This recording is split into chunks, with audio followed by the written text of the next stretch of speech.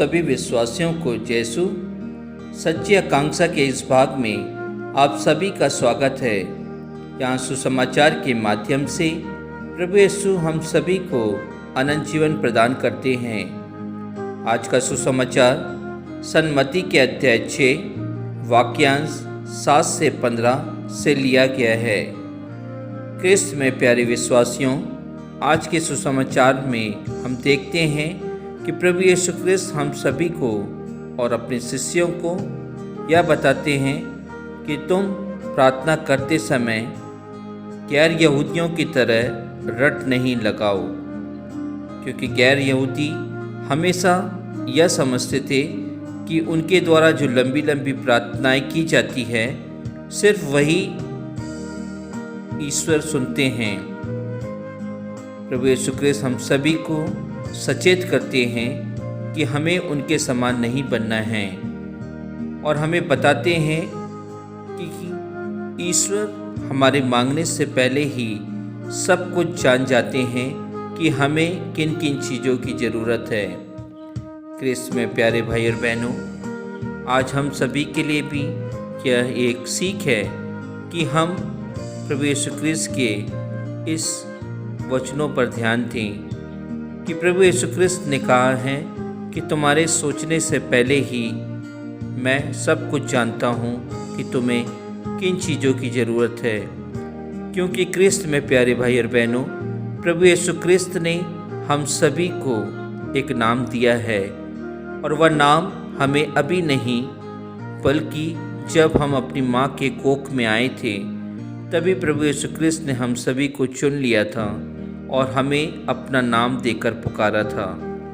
इसलिए प्रभु यीशु क्रिस्त सब कुछ जानते हैं कि कोई लोग जो बड़ी बड़ी प्रार्थनाएं करते हैं वे व्यर्थ प्रार्थनाएं करते हैं, वे दिखाने के लिए करते हैं, लेकिन पिता ईश्वर सब कुछ जानते हैं।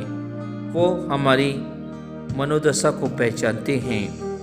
प्रभु यीशु क्रिस्त ने हम सभी को और अपने शिष्यों को प्रार्थना करना सिखाया और इस प्रार्थना में उन्होंने यही कहा कि तुम्हारा पिता जो स्वर्ग में विराजमान है वह पवित्र है और तुमको उनका नाम पवित्र करना है, क्योंकि जो राज्य की तुम कामना करते हो वह राज्य पिता परमेश्वर का है और उनकी इच्छा से ही तुम स्वर्ग राज्य में प्रवेश कर सकते हो।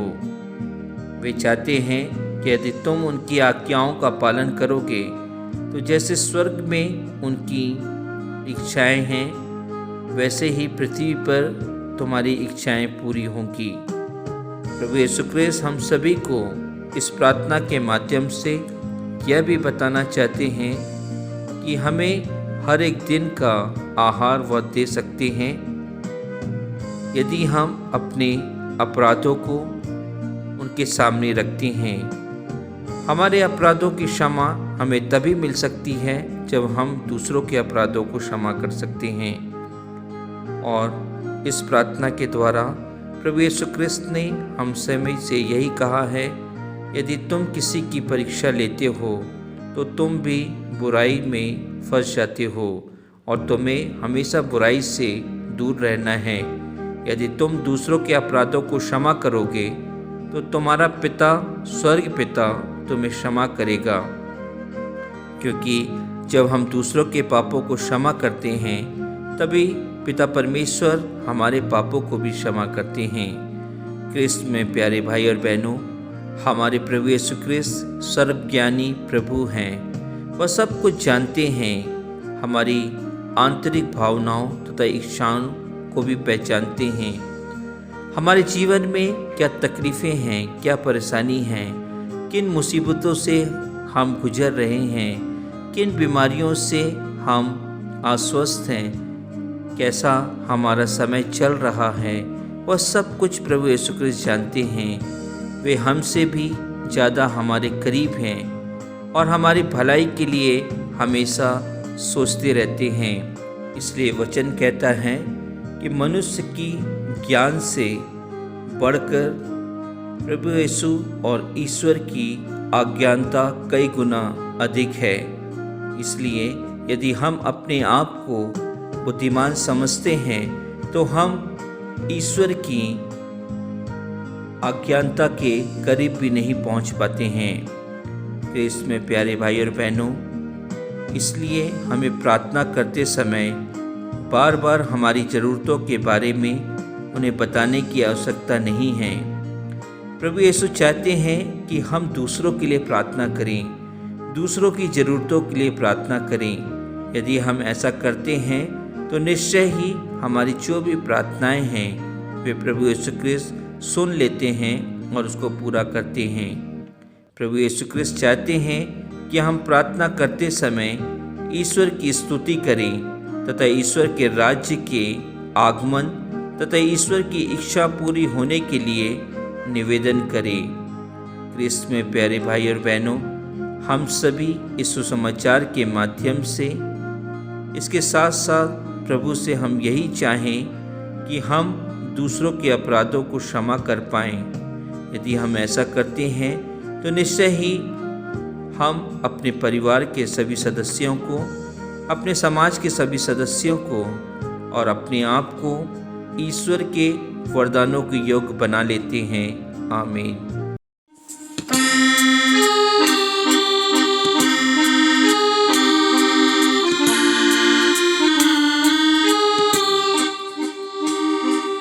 प्रार्थना में जो कुछ मांगा पूरा करो अरमान। प्रार्थना में जो कुछ मांगा पूरा करो अरमान। सारी खताएं मानता हूँ, तेरा करो अब प्रार्थना में जो कुछ मांगा पूरा करो अरमान।